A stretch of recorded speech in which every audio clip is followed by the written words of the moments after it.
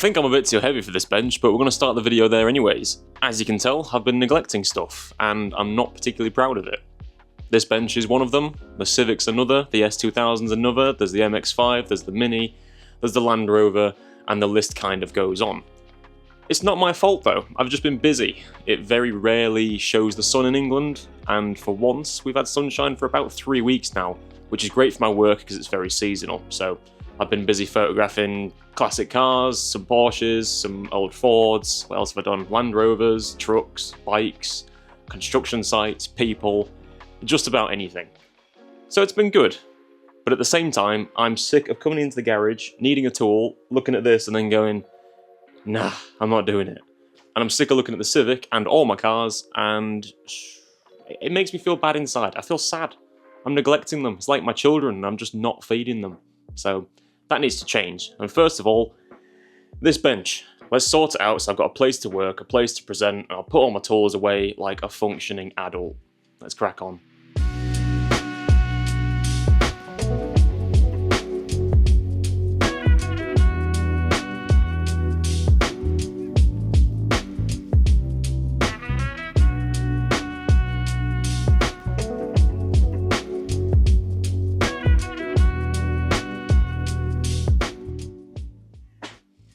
That's better. I'm a happy boy now because I can actually use my workbench. Do you mind, Mr. Crow? Thank you. I can actually put stuff on here and now work on it. You know, I can put bolts together, I can piece things together, I can paint things on here if I cover it up if I need to. So it's nice to have all this space. I can actually use my grinder again, I can get to my vise. My charging place isn't just cluttered up with random crap that I can't bother to put away. The tools are away. I'm happy. So yeah, that is the smallest task of the day out of the way. And now we're going to go and wash my Civic because it needs a wash badly. Now, I know everyone likes to see what products people use to wash the cars, so here we go. For shampoo, which is something I don't usually use for my car and myself, I'm using Chemical Guys. Now, I'm always a little bit underwhelmed by shampoos. I don't really think they do too much, if I'm honest. You know, I just wash my car as a hobbyist, so I'm probably the wrong person to ask. I sometimes just use snow foam instead of shampoo, and I get okay results, so I don't know. But I've been using this for a while. Seems to be doing the job. That's about it. For snow foam, now I've gone through loads of them. I've tried, you know, all the top brands and such. And again, I've always been a little bit underwhelmed for the price point. If you can see me squinting, by the way, it's because there's a massive ball of gas in the sky, and it's blinding me. But now I'm using Lintec Sweet Apple Snow Foam. And if you ask me, it does pretty much what most of them do. So I don't really think you can complain for the money. I think for this massive bottle, I'm fairly certain it was around 15 or 20 quid. I could be wrong on that one, but either way, it wasn't outrageous compared to some of the top brands. And it does the job, so that's all that matters. Now, ordinarily, if I was washing my S2000, I'd use 3 buckets, but for this one, because it's just the Civic, I'll use 1 for the exterior panels and such, and then I have another one for the wheels. I never mix the wheels and the panels ones because that's a bad idea, and I know that the car needs a polish, so I'm not too bothered about using the 3 bucket method. That's it. Now, it's worth noting that when you use your snow foam, you should always fill it up to the precise measurements. Don't eyeball it, because then it'll spill everywhere and you'll get the measurements wrong. And that'll be catastrophic. You know, you want them to be absolutely precise. No winging it.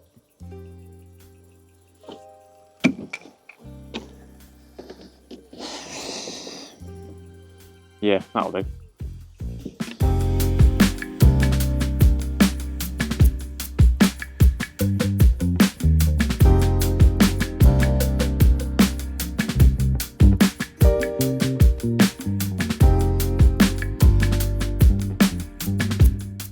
Now, as you can probably tell, the Civic really doesn't get a 5-star detail. It gets something close to the bare minimum. But one of the things that I splash out on, quite literally, is this stuff. It's Wet Coat by Geon.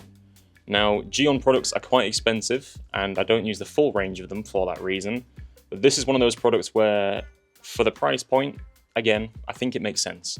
I don't know if I use it correctly, but what I do is, once I've washed the car, which is where it's at now, I'll spray this all over it. I'll then splash it around a little bit with a jet wash and make sure it covers every single panel. I'll then do a full rinse of it and make sure there's no product that's essentially, you know, bubbling and left obvious on the paintwork. Obviously, I don't want to wash all the product off because then what is the point in the product? And then I just give it a towel dry. And for about, if the weather's good, it maybe looks good for about a month, which is pretty decent for an easy to use, quick application like this. So that's what I'm using. That's what I'm going to do next.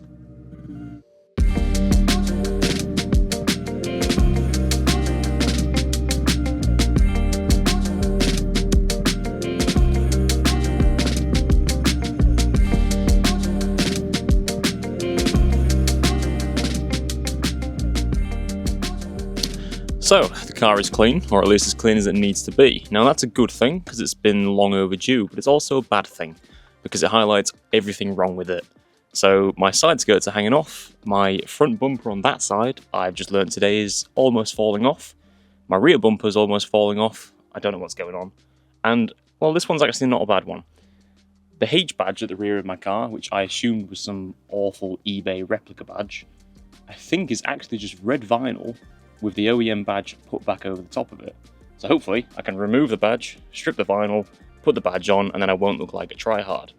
I'd also plan to paint my rear drums and front calipers because they are, I think, 3 or 4 different shades. They have blue, green, silver, black, and I do see specks of red as well. So I don't know how many times they've been painted.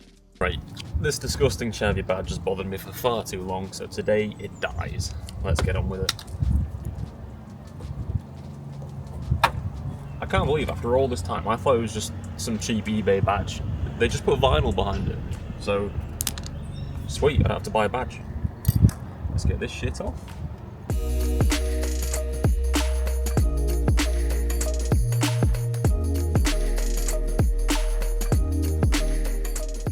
Whilst I'm here and I've got this stuff out, I think I'm going to take off this badge. Now, I don't normally like doing this because I think it's a little bit on the chavvy side, but it's not symmetrical, and it's not exactly like I'm hiding the fact it's a 1.4 auto, so off it comes.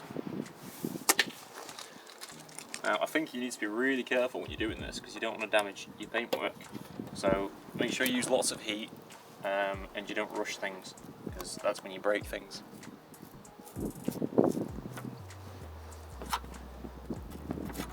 There we go, sorted. That's how you debadge a car.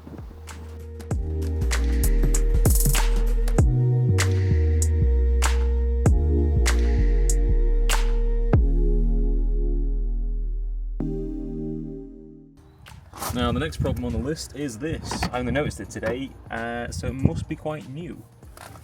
Normally the clip just pops out, but the clip and the actual mounting place look like they're knackered. So I think I'm just going to pop this clip out, pop cable tie in through that hole and then through the mounting hole as well. At least that way I can just tighten it to whatever needs to be tightened to. So yeah, let's rip this one out, whack a cable tie in, and then I'll have fixed a race car. How does this come out without breaking? Oh, get out, you bastard. There we go. Yeah. My guess is just because the clip's so old, I just imagine it just doesn't work anymore. But not to worry, because cable ties always work. And race cars are held together with cable ties. Don't let anyone tell you different.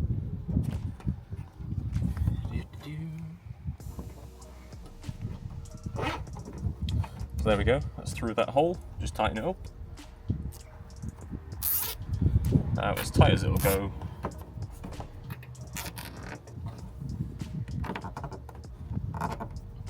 There we go, sorted. All I need to do now is trim off this excess, and then we're good to go. Probably should use snips for this one, but I'm an idiot.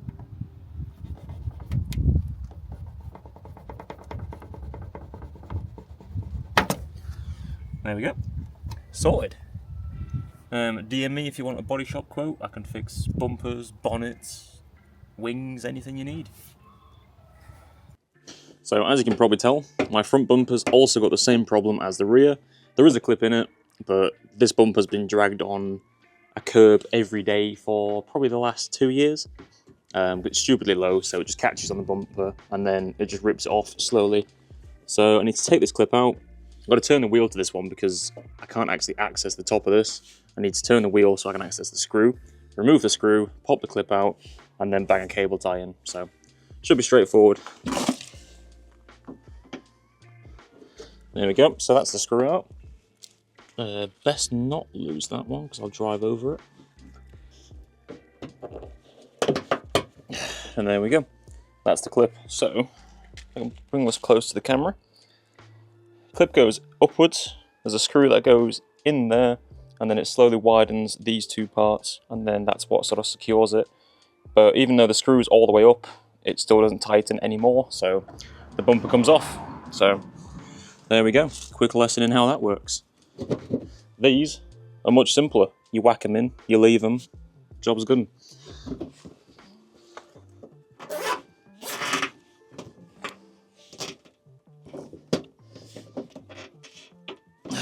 There we go. Factory fitment. Just ignore this massive gap. That's how it comes from factory.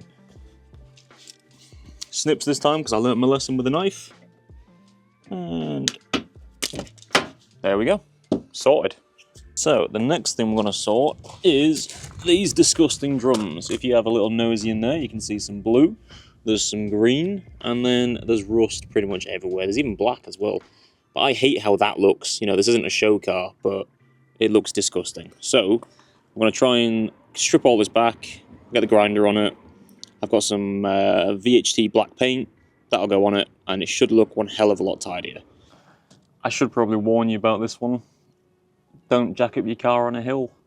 It's a bad idea, but I'm going to do it anyways, because it'll be fun in this instance, just don't get any wrong ideas. It'll be fun as long as my jacking point holds.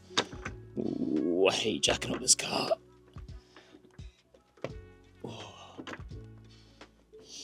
I don't want my car to sound crispy when I jack it up. Oh, it's going to go through the floor. I can feel it. Yep, that'll do. Ooh, that is rusty. So to strip all this back, I'm going to be using a combination of this, which is a poly disc. These things are amazing, and also an old wire cup.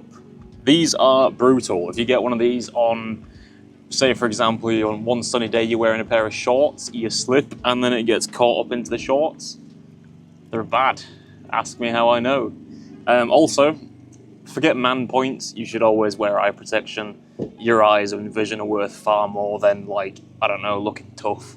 You can still look tough with these. Like, look at me. And then a few minutes later, I'm going to take the guard of the grinder off. So, yeah, half safety, half not safety.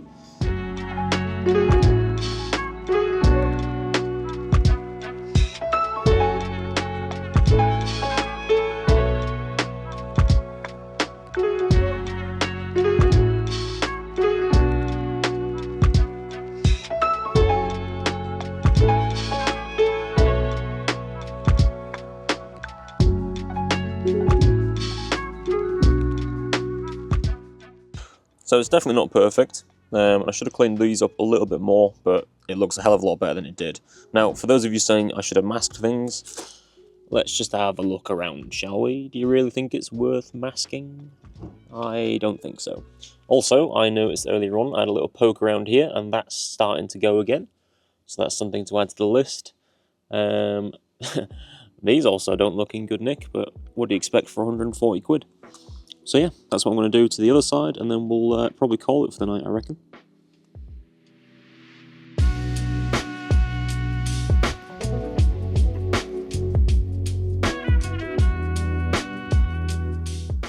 Alright folks, that's going to do it for today's video. I didn't quite get as much accomplished as I'd like to have done, but we sorted, well, we gave it a clean, which it needed quite badly.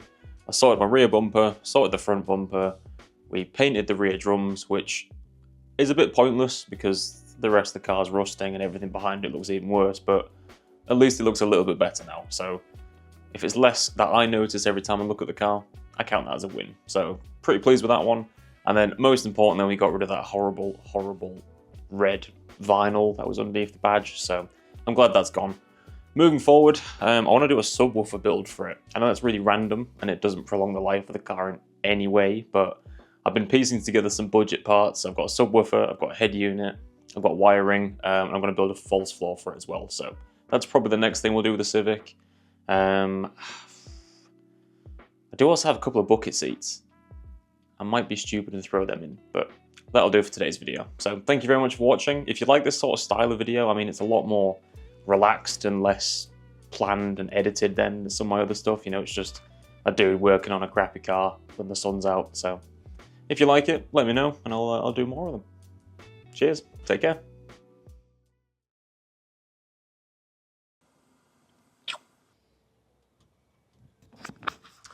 There's a bee and I want to try and get its audio on my microphone. I don't know why. Buzz.